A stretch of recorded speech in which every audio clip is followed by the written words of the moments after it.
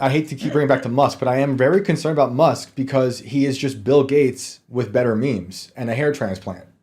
Yeah, he is Bill Gates, and he's just, he's slowly, we're going to be enslaved by our convenience, and that's what he's doing. Right. He's just enslaving you through convenience. And, Whitney Webb is one of my favorite people on the planet, Same. and she's warned me about him, but he's sucking me in by giving me fat views on all my tweets because no one else will give me the fat views. I know. I get no views anywhere out. Like I've told this a bunch of people. I have 124,000 followers on Instagram. I put a post up a couple days ago, 25 likes. It's 25. It's crazy. I think these places put people in silos to obviously throttle voices. Yours, obviously, because you say a lot of things, you question a lot of things. And that's what Musk is deceptive. In my opinion, he's deceptive at it. He's like, I'm going to amplify certain things, but you see him throttle so many other people. If you're, critical of him or Trump or right now, or Neuralink, I think he's very, very good at just toning down your dial. But in the meantime, he's also paying people to basically be his online friends to look good. Well, I mean, the word is his retweet of one of your tweets is worth $1,000. If you retweet your stuff, you'll make $1,000. That's crazy. Yeah, I just don't trust it. And then on top of all that, going back to politics, who you trust, who's in Trump's circle, it's like JD Vance, smart guy, but he's homies with Peter Thiel. That dude is crazy to me. I mean, I don't trust. I talked about this last week on this show. Clearview is insane. If you don't like the surveillance state, then you should not like Peter Thiel because Clearview is a giant thing he funded to scrape everyone's photos off the internet, billions and billions of photos, and then entered that into this facial recognition app, and you're done. I mean, that plus Starlink with what you're saying with Bluebeam, plus Neuralink with everyone's got it in their brains at some point in the future, whether you like it or not. These are bad things for the future of humanity that I cannot embrace. I agree with you. I personally think that humanity will only go so far with stuff. Yeah. And when they try to push it a little farther, I think they fail miserably. That's just my opinion. That's good. I could be wrong. I think you're going to see a giant push on people starting to get off the internet and only use it in small increments when it's necessary. And then they're going to get off. And they're not gonna. I'm just telling you. I mean, I like that. I think the metaverse or whatever we're calling it, which is hilarious that he has us calling it the metaverse after his company. Right. I think the metaverse is a depopulation push. You're gonna see a lot of people that the Starbucks baristas going into the metaverse and not having kids, and that population going to die off. I don't see Vikings, people who are built like Vikings getting into it. I could be wrong based on women doing OnlyFans, which is the dumbest things for them to do, in my humble opinion. It just destroys them, but for some reason, they mistake lust for affection, and they think money early is good, and they don't realize the doors that are closing on them. So I could be wrong, but I think people are only going to go so far. I like that. I like that. I think what I think is probably going to happen is you're right, but there's also going to be a large portion of the society that totally buys into the metaverse, and they'll probably just die out. Yeah, that's what I'm saying. You're going to see a segment of society that, and maybe there's this thing about the elites that they know that they're, AI is going to be like streaming down or slimming down the society in terms of opportunity, then maybe we don't need all these people. Right. I don't know. I'm just talking out loud. I mean, Japan and China, I don't get. Nobody wants to hook up with Asian chicks and have kids. I don't get it. Right. It's crazy to me. Their crazy. population drop is like at 80%, dude. 80%. They're just begging people to come over. That's crazy. Somebody get somebody pregnant here. Come over. We don't care. We'll give you money. Yeah, we'll give you money. I'll go there and get everybody. It's like the programs here, like, we'll pay you for a house in Detroit to bring the city back. Over there, they're like, we'll pay you to impregnate everybody. Genghis Khan us. Here, you don't even have to raise a kid. We'll do it. Just knock up somebody. Leave. That's funny. Do you think, if something big were to happen in terms of, if they try to drop some crazy stuff, that our society, being so terminally online, Do you think we'll believe anything if they try to drop like a blue beam or any weird situations? Like you see like the Trump assassination happen, people on the left all of a sudden are like, that's fake, you know, it was their Sandy Hook. Like, do you think we're beyond all that stuff? I think people are very paranoid. I think they've effed themselves. Because the whole thing is like, oh, they're going to knock out the internet. Okay, that's bad for me. I make money off the internet. This is how I work. But it's also bad for the elites because how are they going to propagandize us anymore if they don't have the internet? So it's almost this weird kind of like they're kind of caught. Yeah. They kind of have effed themselves. What? You know, I don't know if it was done on purpose. I think sometimes we like to act like they're so powerful that they control every aspect of it. And I just go, in my life, I've produced so many shows. None of them ever go the way I think they're going to go. Right. And then sometimes the train goes off the tracks. And I really do believe whatever they thought was going to happen with the internet, it got away from them. Right. And around 2015, things changed. And like, you know, Hillary Clinton stealing the primary from Bernie Sanders is a giant moment in humanity. Yeah. Nobody talks about it. They all talk about Pearl Harbor. They all talk about, you know, 9/11, JFK. Like Hillary Clinton stealing the primary from Bernie Sanders is the first time we saw this kind of breakaway from the elites, from what the masses wanted. Right. And even though I'm not a socialist and I'm anti-socialist, you know, this is democracy. You get who you want to, and the people wanted Bernie Sanders, and they didn't give it to him. To the point that the DNC had to say, hey, we're a private company. We don't have to give them what they want. That's their legal argument. And they've paid it for it ever since. And so I think 2015 was the last time the internet was really what made it right. So to go back to your question, will people fall for it? Probably not. I don't even think people will care. Like whenever there's a giant, like huge they call them high impact event, 9/11, whatever it is. Right. Whenever there's a giant high impact event, I like to go to Instagram and see how the Instagram models are taking it, and they don't care.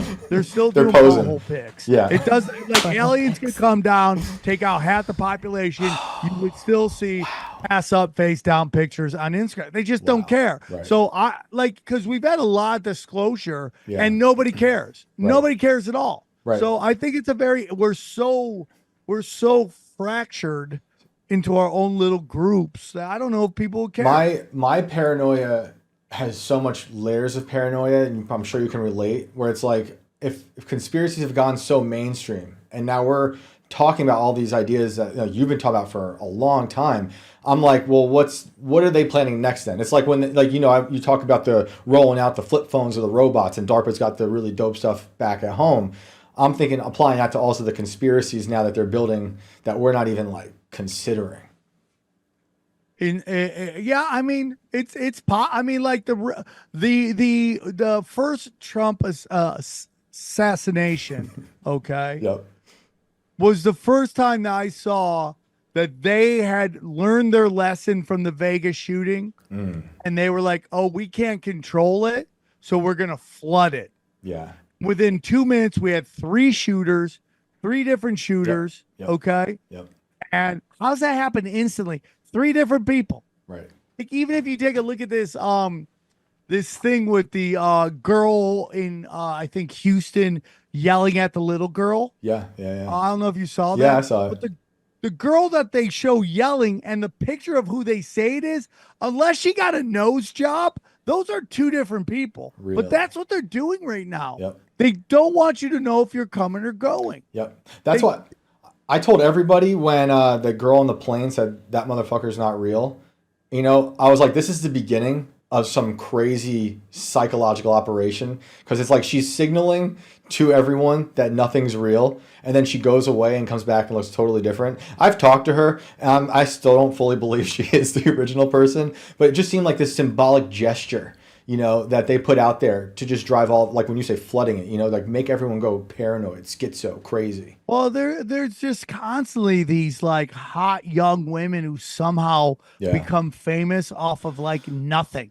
Yep. Like Hawk that motherfucker back there ain't real. Yep. the N-word chick, Right. and then the Hawk Tuohy chick. And it's like, it's just really weird to me how they just blow up out of nowhere. And the Hawk Tuohy is the weirdest one of all because now she's suing the guy who shot the video for the rights to the video. And it's like, whatever sympathy or like love that I had for you, because I felt she was pretty wholesome at first. Now I think like you're a real scumbag for doing that. And that poor guy is like the Ray J of the Hawk Tuohy girl, right? Like poor Ray J. Like he's in a video with Kardashian. He gets no action. No one knows where he went. Same thing with the guy asking her the question. She blows up, famous everywhere. He's just like, can I get a little love whatsoever? Which is an interesting thing about society and this male toxicity this patriarchy I constantly keep hearing about how toxic it is while young hot chicks blow up for no reason. You got all this privilege, Sam. That's unbelievable. Dude, do you understand like how perfect of a tweet or post I have to put up to get any likes at all? It's unbelievable. It's crazy. I had to drop the N-bomb just to get something to go viral on Instagram. That was great, though. It worked. Thank you, dude. It worked. Thank you. I'm fighting the forces, bro. I'm trying to kill political correctness. There's only one rule I respect, and that's the J's don't call themselves the K's. That's the only rule because they actually follow their own rule. Right. Everybody else violates their own rules. Like, don't say the M word, and then you can't go one song without using. I can't see one black comic not using the N word as a noun, a verb, and an adjective. Like in one joke. And then the most progressive white crowd. Oh my God, it's so. He's so right. Typhoon is so right. What do you think? What do you think the world would be like if the Beastie Boys dropped the K word in their raps?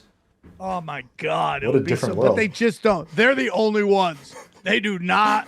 They're like, nope. Outside of Ari Shaffir, who calls every J a K word. They never do it. That's why I respect it, even though I don't think there should be any rules. I agree. I don't think. I'm not saying there shouldn't be any ramifications. For things, like people have said things and I've shown up at their house trying to beat their asses down. I'm allowed to do that. I'm not saying that we have, there's freedom of speech from the government. There's not freedom of consequences or freedom of me beating your ass. And that's why it's fun being a habitual line stepper and saying certain things sometimes, because there's going to be there's always going to be ramifications, whether it's in real life or online. It's good to have that line though and try to touch that third rail. I think it's important. And, for me, it's like, I live in LA, which is a hellscape right now. It's just like the shadow of the cave of cancel culture is just constantly infecting and spreading like a virus in this town. And people can't come to grips with it. And I'm just like, listen to me, dude. My whole theory is this. Everyone should be treated like white people on Twitter in 2018, where you just get blamed for everything. You get tons of shit, no matter what you did. Everyone gets lit up. It's my ending bit now, how everybody's retarded. And I go through the whole list.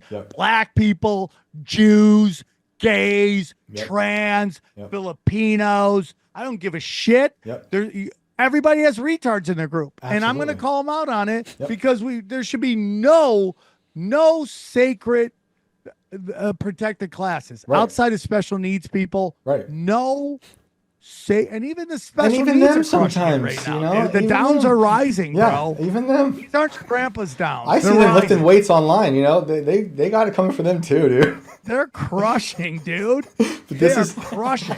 They're doing jiu-jitsu. There's a lawyer with downs, man. Oh my God. And they're all hung like horses. God giveth, God taketh. And I mean, there's one that's throwing rockets in space and landing them back on Earth. Yeah, 100%. Killing it. You talk about LA and like the cave of cancel culture. I think, when I first started really paying attention to people being nuked from polite society, it was when they started really going after comedians. Because I think comedians are on the front lines of like really questioning the truth and touching that third rail that you're not supposed to touch.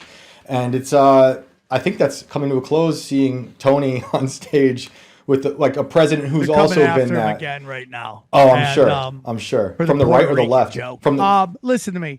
The people they go after are two people. Who is it? Comedians and content creators. Why do they do that? Because we can create high-end art without banker money. Right. Up in this till this point, to produce a play, a high-end play, a movie, a song. I mean, dudes are taking it in the ass by P. Diddy to make a record. Right. That's how much Poor you Meek had Mill. to. That's how much you needed the money. You don't need it anymore. Yep. And like comics and like I don't even need this mic. I could pull this microphone off and just yell it to the computer, or I can just go down to Venice Beach. I don't even need a microphone and just start riffing on people. Right. Like that's the power of comedy. We are constantly being able to push it without needing their money.